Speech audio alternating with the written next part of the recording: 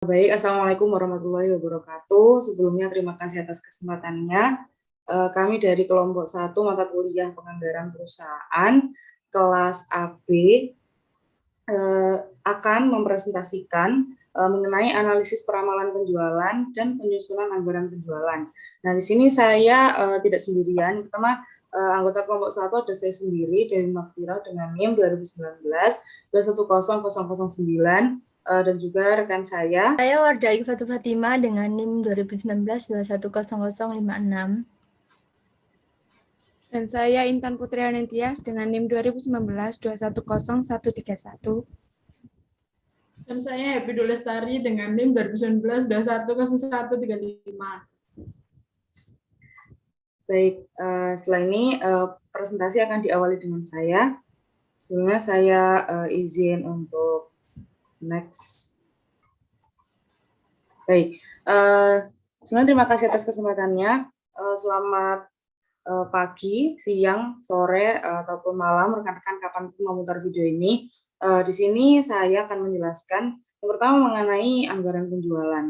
Nah, 2 minggu ini kan kita sudah belajar penganggaran perusahaan dengan Pak Ulum ya. Nah, seperti yang sudah dijelaskan oleh Pak Ulum pada minggu kemarin, bahwasanya anggaran perusahaan itu bersifat formal, yang mana ketika kita sedang menganggarkan sebuah anggaran perusahaan gitu ya, itu tuh bersifat formal seperti tulisan dalam proposal seperti itu. Jadi ada kaidah-kaidah tertentu atau hal-hal atau faktor-faktor yang harus dipenuhi untuk menulis anggaran perusahaan. Nah, salah satunya adalah anggaran penjualan. Nah, di sini konsep anggaran penjualan itu ini bersifat formal, maka perlu memperhatikan komponen-komponen sebagai berikut. Yang pertama, dasar-dasar penyusunan anggaran. Nah, dasar-dasar penyusunan anggaran ini seperti menyusun tujuan perusahaan, menyusun strategi perusahaan, dan menyusun forecast penjualan. Nah, forecast penjualan itu apa? Forecast penjualan itu adalah perkiraan penjualan pada suatu waktu yang akan datang dalam keadaan tertentu dan dibuat berdasarkan data-data yang pernah terjadi. Lalu selanjutnya yang kedua adalah menyusun anggaran penjualan. Nah, di sini ketika sebuah perusahaan menganggarkan sebuah anggaran penjualan gitu ya, itu yang pertama sebenarnya harus dilakukan adalah merancang rencana pemasarannya sendiri. Karena rencana pemasaran itu adalah kunci awal dari kegiatan pemasaran dan juga penjualan seperti itu. Nah, di sini saya bisa katakan bahwasanya kegiatan pemasaran dan penjualan itu saling berkaitan gitu ya. Nah, kenapa? Karena ketika hasil dari pemasaran ini baik, artinya perusahaan mendapatkan feedback dari masyarakat. Entah masyarakat mengenal produk mereka atau produk mereka laku di pasar. Nah, hal tersebut pasti langsung berdampak kepada tingkat penjualan. Yang mana nanti ketika ada feedback dari masyarakat, pastinya akan ada permintaan dari masyarakat seperti itu. Nah, selanjutnya ketika rencana pemasaran itu sudah matang, akan timbul adanya anggaran-anggaran seperti anggaran promosi dan advertensi atau iklan. Yang selanjutnya langsung kepada anggaran biaya penjualan. Anggaran biaya penjualan ini bisa seperti anggaran-anggaran yang dikeluarkan dalam proses menjual atau proses distribusi atau proses promosinya. Seperti itu. Jadi antara promosi dan penjualan itu saling berkaitan. Nah, selanjutnya hal-hal yang harus diperhatikan gitu ya, yaitu faktor-faktor yang mempengaruhi pemilihan pendekatan penyusunan anggaran. Jadi perusahaan-perusahaan yang ingin memilih pendekatan-pendekatan apa untuk dilakukan sebuah penyusunan anggaran tuh ada karakteristik tertentu yang menyebabkan perusahaan tidak boleh sembarangan memilih pendekatan seperti itu. Nah, yang pertama karakteristik pasar yang harus dihadapi oleh perusahaan. Nah, karakteristik pasar apa saja? Yang pertama adalah luas pasar. Apakah pasar yang dipilih atau segmen pasar yang dipilih perusahaan itu merupakan pasar lokal, pasar regional, ataupun pasar nasional? Nah, mungkin ketika perusahaan pada awalnya memilih pasar regional seperti, oh saya hanya ingin menjual produk saya di Jawa Timur. Nah, tapi ketika nanti dalam kurun waktu 1 sampai 5 tahun produknya dikenal masyarakat dan ternyata permintaan dari masyarakat itu meningkat, menyebabkan perusahaan itu harus meningkatkan proses produksi dan juga penjualannya. Nah, apakah perusahaan akan tetap diam dengan keadaan tersebut? Seperti itu. Ketika mungkin nanti akan ada permintaan dari Medan atau dari Kalimantan, kan biaya distribusi cenderung lebih besar kalau misal dilakukan penjualan dengan gudang hanya di Jawa Timur gitu. Nah, pastinya perusahaan akan mempertimbangkan apakah saya buka gudang atau buka pabrik di Sulawesi atau di Sumatera dengan kapasitas volume permintaan yang besar seperti itu. Nah, selanjutnya adalah keadaan persaingan. Nah, apakah produk yang dibuat oleh perusahaan itu sudah ada di pasar, itu harus dianalisis terlebih dahulu. Lalu apakah ada pesaing yang sudah berat atau hanya ada satu produk yang merajai pasar tersebut atau disebut dengan monopoli. Jadi perusahaan harus menganalisis terlebih dahulu sebelum sebelum terjun ke dalam pasar seperti itu. Nah, selanjutnya adalah kemampuan pasar untuk menyerap barang dan juga keadaan atau sifat konsumen. Nah, sifat konsumen itu ada dua. Yang pertama ada konsumen akhir, yang kedua ada konsumen industri. Nah, konsumen akhir itu adalah konsumen yang mungkin seperti saya dan juga rekan-rekan gitu ya. Kalau misal beli barang langsung dipakai, beli sampo langsung dipakai buat mandi gitu ya, buat keramas. Itu namanya konsumen akhir. Nah, kalau misal konsumen industri itu adalah konsumen yang cenderung membeli barang-barang yang akan dijual kembali atau diproses kembali dalam bisnis, atau bisa disebut dengan reseller, dropshipper gitu. Jadi dia tidak mengkonsumsi produk tersebut untuk dirinya, tapi dijual lagi seperti itu. Baik, selanjutnya ada kemampuan finansial, keadaan personalia, dan juga dimensi waktu. Kemampuan finansial itu adalah kemampuan perusahaan untuk memenuhi modal untuk proses operasional pembuatan suatu produk. Kan dalam proses pembuatan produk itu tidak hanya produksi gitu ya, ada pemasaran, ada proses analisis keuangannya, ada proses produksi terutama, dan ada proses penjualannya. Nah, di sini perusahaan itu harus mampu menganalisis apakah dari proses-proses tersebut sudah ada modal yang dimiliki oleh perusahaan. Entah itu modalnya berupa uang tunai ataupun saldo di bank ataupun modal-modal yang mungkin bisa digunakan oleh perusahaan gitu. Nah, ketika perusahaan itu tidak memiliki modal yang cukup, nah perusahaan itu harus memutar pikiran gitu ya. Apakah nanti perusahaan akan mendapatkan suntikan pinjaman dana dari bank atau meminjam dari perusahaan lain atau bagaimana, nanti bisa dipertimbangkan oleh perusahaan atas resiko-resiko nantinya dengan dipinjamnya sebuah pinjaman tersebut untuk tambahan modal. Nah, selanjutnya keadaan personalia. Apakah keadaan personalia itu mempengaruhi anggaran perusahaan? Tentunya, karena personalia sendiri itu memiliki arti sumber daya manusia yang bekerja di dalam perusahaan tersebut. Artinya ketika perusahaan ingin merekrut seorang untuk sebuah jabatan, lebih baik itu sesuai dengan kualifikasi yang diinginkan perusahaan. Misal perusahaan membutuhkan jabatan untuk jabatan manajer keuangan. Nah, perusahaan untuk menghemat anggaran untuk pelatihan dan sebagainya, alangkah baiknya perusahaan mencari karyawan baru itu yang bisa lulusan dari manajemen keuangan, lulusan dari magister manajemen dan sebagainya, sehingga orang itu sudah memiliki pengalaman, sudah memiliki dasar, sehingga nantinya ketika di dunia pekerjaan perusahaan tidak perlu mengeluarkan anggaran untuk keperluan pelatihan karyawannya. Namun apakah perusahaan itu selalu memilih orang-orang dengan kualifikasi sesuai dengan jabatan yang diinginkan? Nah, terkadang perusahaan juga hanya membutuhkan tenaga kerja dengan skill-skill yang dasar atau bahkan tidak memiliki skill. Yang mana biasanya kita ketahui itu seperti lowongan buruh pabrik gitu ya. Itu kan minimal pendidikan SMA. Nah, nantinya buruh pabrik ini tuh akan dilatih begitu secara profesional sehingga nantinya mereka secara mandiri bisa mengoperasikan mesin-mesin dan juga melakukan kegiatan produksi yang diinginkan oleh perusahaan. Selanjutnya adalah dimensi waktu. Nah, dimensi waktu ini adalah bagaimana perusahaan mengimplementasikan kegiatan-kegiatan yang sudah direncanakan pada anggaran. Jadi misal perusahaan merencanakan bahwasanya tahun 2017 sampai 2020 harus dicapai penjualan 100 unit misal.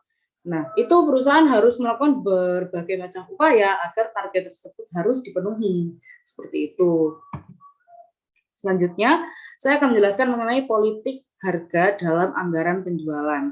Nah, mungkin banyak yang belum tahu tentang politik harga ya. Jadi, konsepnya adalah ada dua. Ketika perusahaan menaikkan harga, maka penjualan itu menurun. Ketika harga diturunkan, maka penjualan meningkat, permintaan juga meningkat. Tapi biaya produksi bertambah. Nah, itu merupakan dua keadaan yang berbeda yang bisa dialami oleh perusahaan gitu. Akhirnya perusahaan harus menetapkan harga sesuai dengan dua keadaan ini. Jadi semisal harga dinaikkan karena ada bahan baku yang harganya naik atau sebagainya, itu perusahaan juga harus melakukan strategi lain sehingga produknya ini tetap dalam standar pencapaian penjualan.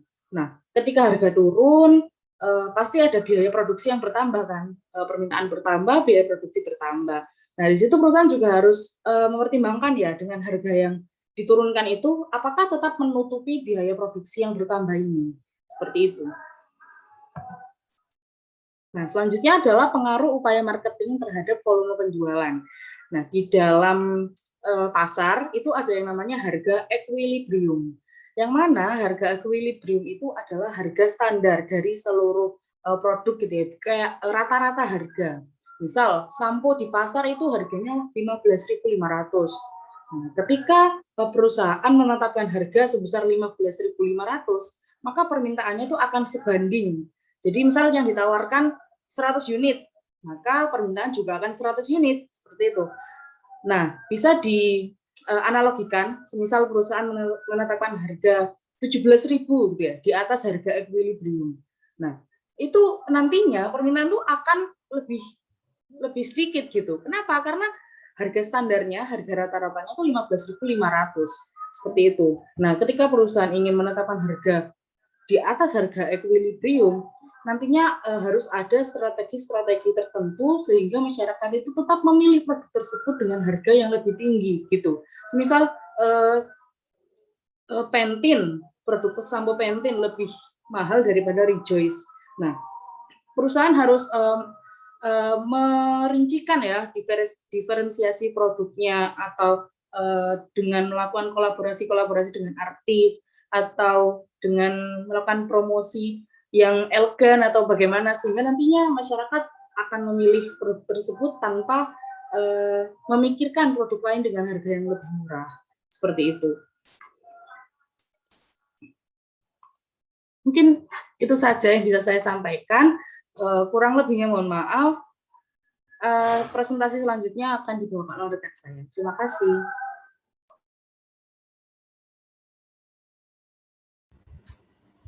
Assalamualaikum warahmatullahi wabarakatuh. Terima kasih atas kesempatannya. Perkenalkan, nama saya Wardah Aki Fatul Fatima dengan NIM 2019-210056. Baik, saya akan mempresentasikan langkah dalam menyusun rencana penjualan. Nah, dalam menyusun anggaran penjualan, langkah yang perlu dilakukan ada dua ya. Yang pertama meliputi penentuan dasar-dasar anggaran. Nah, penentuan relevan variabel yang mempengaruhi penjualan, penentuan tujuan umum dan khusus yang diinginkan, dan penentuan strategi pemasaran yang dipakai. Dan yang kedua, penyusunan rencana penjualan. Nah, yang pertama ada analisa ekonomi. dengan mengadakan proyeksi terhadap aspek-aspek makro seperti moneter, kependudukan, kebijaksanaan pemerintah di bidang ekonomi, teknologi, dan menilai akibatnya terhadap permintaan industri. Dan yang kedua, melakukan analisa industri. Analisa industri ini dilakukan untuk mengetahui kemampuan masyarakat menyerap produk sejenis yang dihasilkan oleh industri. Dan yang ketiga, melakukan analisa prestasi penjualan yang lalu. Nah, analisa ini dilakukan untuk mengetahui kemampuan masyarakat menerap produk sejenis yang dihasilkan oleh industri. Bisa next.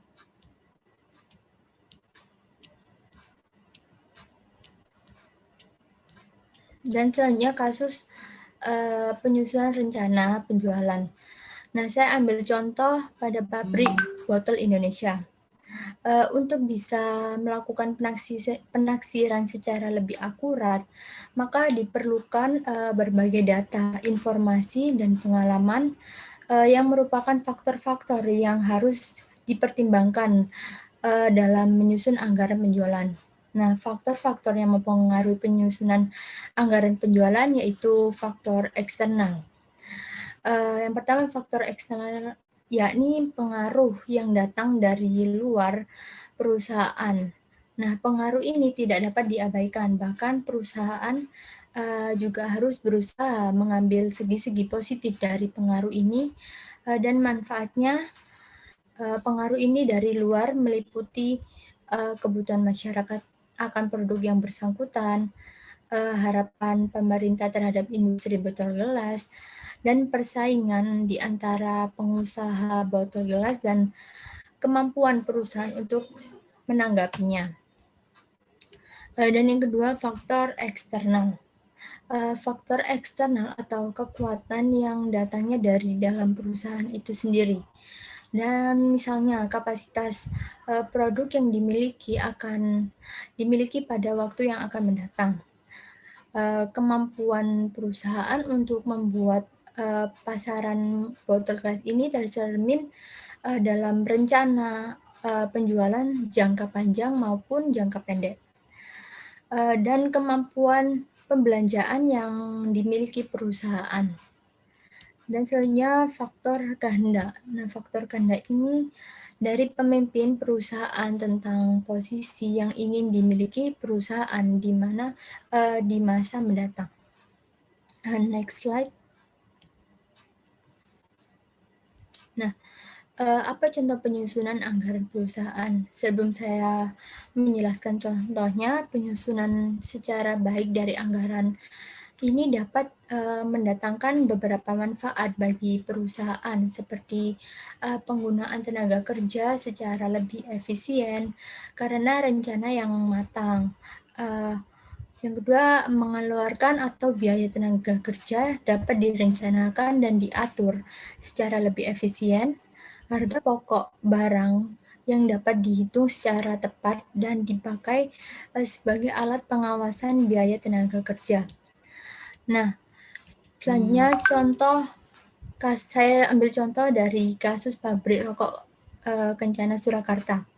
Nah, sebelum menyusun budget penjualan terlebih dahulu, dilihat dari data-data tentang penjualan selama 5 tahun terakhir. Nah, data tersebut seperti daerah penjualan rokok Kencana, volume penjualan, dan perkembangan produk yang dihasilkan.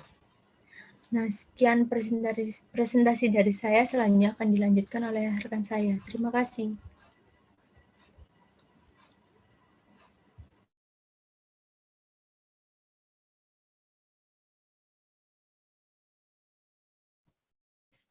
Baik, terima kasih atas kesempatannya.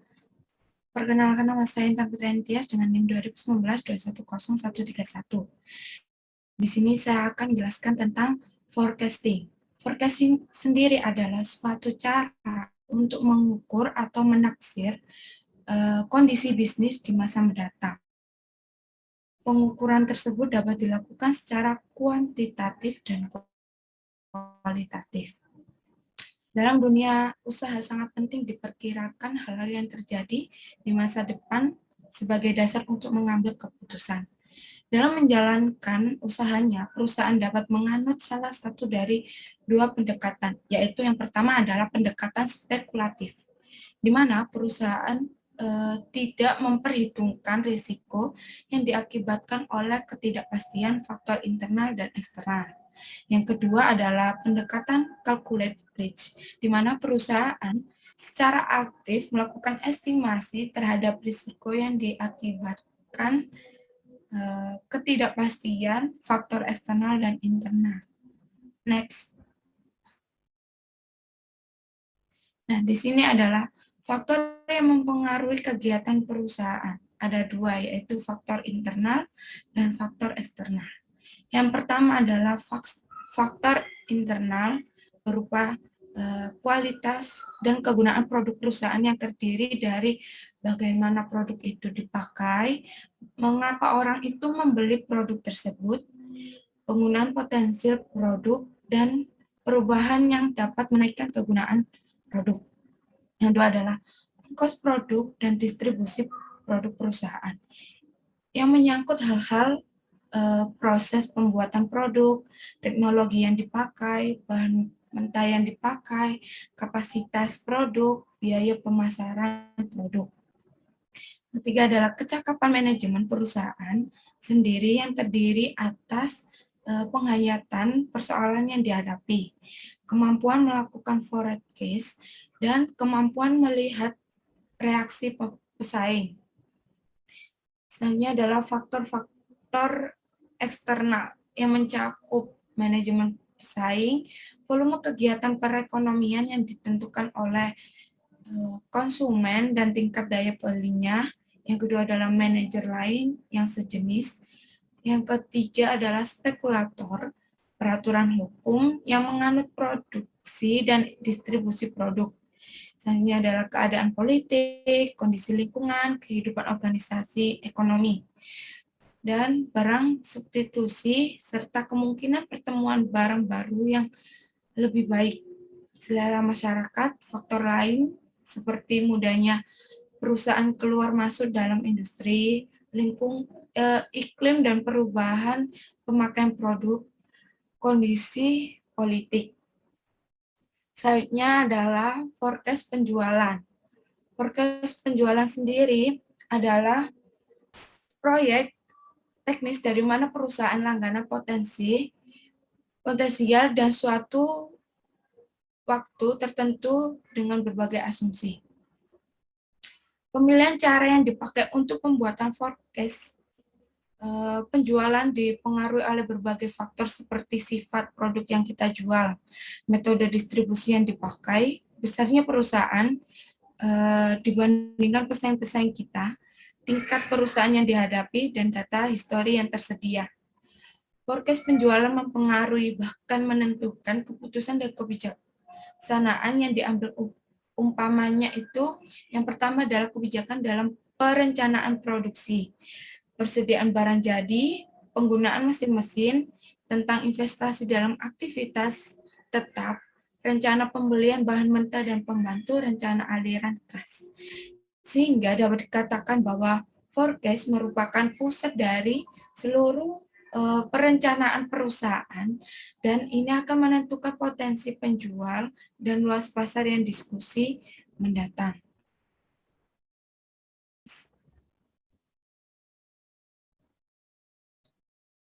Ya, di sini ada teknik-teknik dalam forecast penjualan. Yang pertama adalah forecast berdasarkan pendapatan. Forecast berdasarkan pendapatan ini biasanya digunakan untuk menyusun forecast penjualan maupun forecast kondisi bisnis pada umumnya.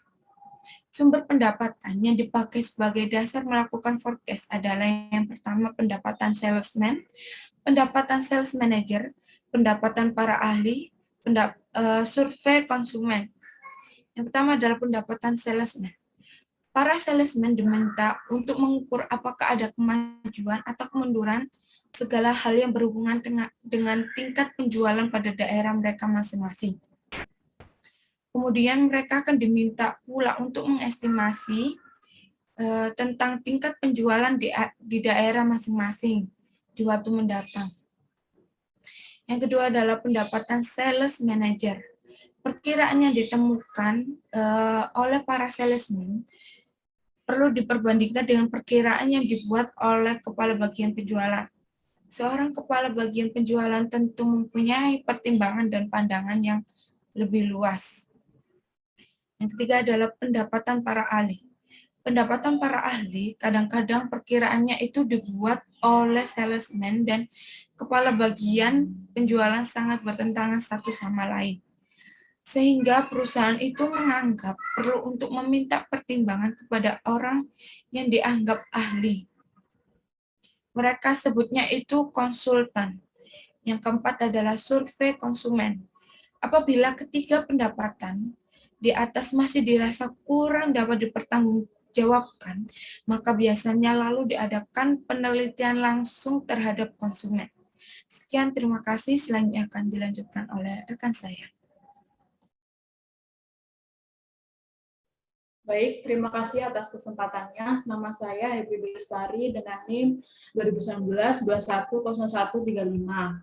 Jadi di sini saya akan menjelaskan tentang forecast berdasarkan perhitungan statistik, di mana pada metode judgment ini mungkin masih terdapat unsur-unsur subjektivitas. Nah, sebaiknya pada metode statistik ini unsur subjektivitasnya itu ditekan sedikit mungkin. Perhitungan lebih didasarkan pada data objektif, baik yang bersifat mikro maupun makro. Bisa di next.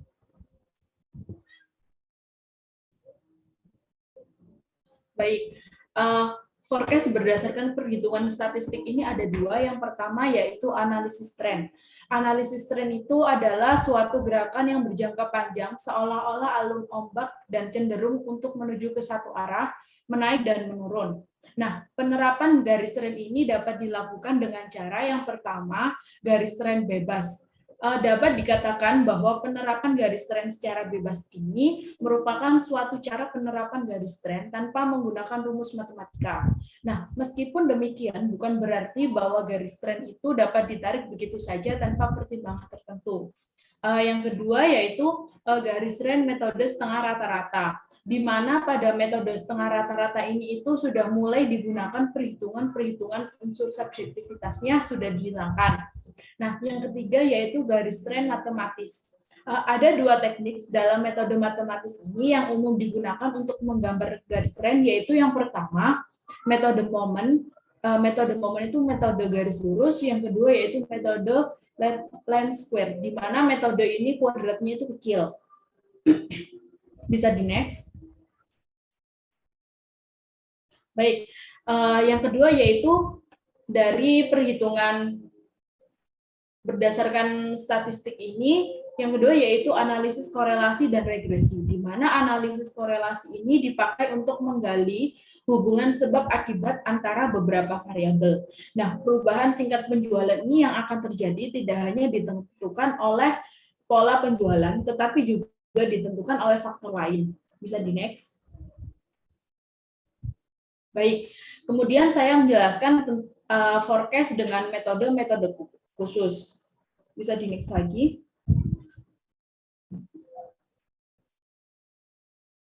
Nah, forecast dengan metode khusus ini ada tiga. Yang pertama yaitu analisis industri. Analisis industri ini salah satu cara untuk membuat forecast dengan metode khusus. Dalam metode ini itu dicoba untuk dihubungkan potensi penjualan perusahaan dengan industri pada umumnya dalam arti yang pertama volume, yang kedua posisi dalam persaingan. Nah, yang kedua yaitu analisis produk line, di mana analisis produk line ini itu digunakan pada perusahaan-perusahaan yang menghasilkan lebih dari satu macam produk. Nah, masing-masing produk tersebut itu tidak dapat diambil kesamaannya dan harus dibuat forecast secara terpisah. Yang ketiga yaitu analisis penggunaan akhir. Nah, analisis ini itu digunakan pada perusahaan-perusahaan yang memproduksi barang-barang yang tidak langsung dapat dikonsumsi, melainkan masih memerlukan proses lebih lanjut untuk menjadi produk akhir. akan produk ini itu dipengaruhi secara langsung oleh produk akhir yang berasal dari produk atau produk akhir yang menggunakannya. Baik, cukup sekian presentasi dari kelompok 1. Bila ada salahnya mohon dimaafkan. Terima kasih. Wassalamualaikum warahmatullahi wabarakatuh.